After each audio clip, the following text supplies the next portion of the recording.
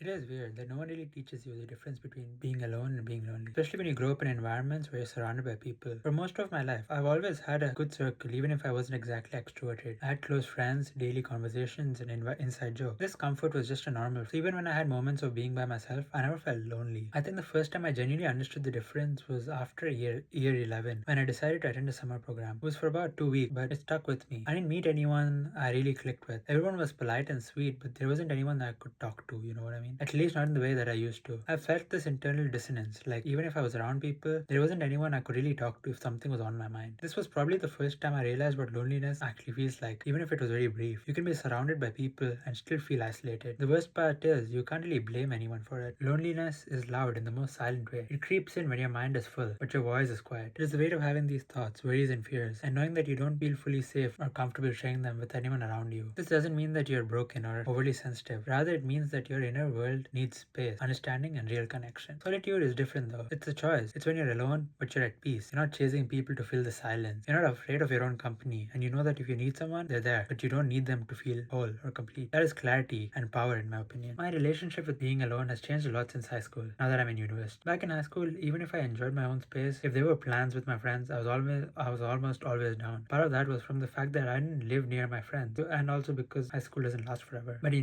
in university, everything changed because I'm constantly surrounded by people. These people are really lovely, and I'm grateful for the lovely friends I've made here. But the sheer volume of social interactions in university makes you realize how much you actually value your alone time. At least that's what it did to me. The last couple of months, I've been choosing my solitude more often. I understand my social battery. I get my work done alone, and if something doesn't align with my plans, values, or priorities, I don't feel guilty for saying no. It's not about avoiding people, but more about respecting my own time, energy, and peace. The thing about loneliness that makes it so hard is the fact that it doesn't simply affect your social life. It impacts your motivation, confidence, and your ability to function. You feel disconnected from others and yourself. It makes you question your own worth. You stop doing things you care about, and even when you do show up, you feel hollow and lost. It's like moving through the fog. What transformed my alone time into something valuable were three simple habits. These were journaling, walking, and reflecting. These gave me the space to not just hear my thoughts, but actually face them. Most of us bury our thoughts under distractions like scrolling, work, or simply by surrounding ourselves with people. But when you choose to journal, take a walk by yourself, or simply just pause for a moment, you realize that your mind has been trying to tell you things the whole time. This includes your flaws, values, patterns, and your needs. The more you listen to them, the more you grow. Solitude is how you learn who you really are without any noise surrounding you. However, it's not perfect. It can very easily become an echo chamber. And if you never talk to anyone, you start to lose valuable perspectives. This is why I think it's equally important to have a small circle of people who you trust fully and those who can check you when needed. For me, this includes my closest friends I've known since elementary school. They motivate me, but more importantly, they point out things when necessary. Both are very valuable. And obviously, my family are a huge part of that too. But sometimes conversations are just easier with your friends, while some other conversations are typically to be had with your parents. Either way, those relationships help keep solitude healthy and not isolating. The one thing that surprised me is that moving to a foreign country didn't make me feel lonely at all. Surely I was physically alone and I had to figure things out by myself, but mentally I felt prepared because in my mind, this is what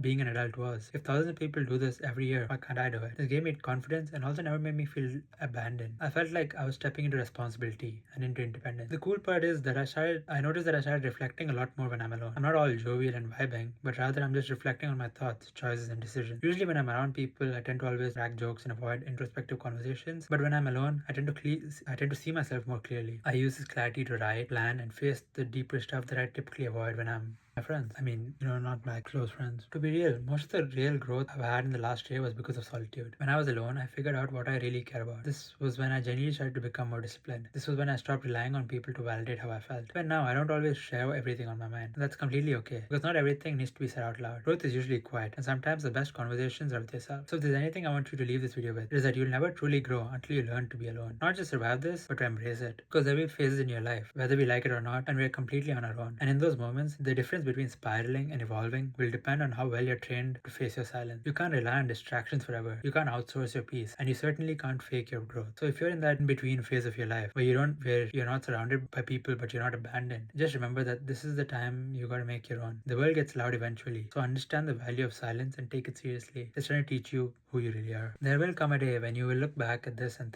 thank yourself for making the choice of being alone. Because without the solitude, you won't find clarity, and without clarity, you'll always be lost, even if you're in a room filled with people. So take the moment to sit with your thoughts, take the walk, and fill those pages with your thoughts. This is exactly how you build a life that feels like yours.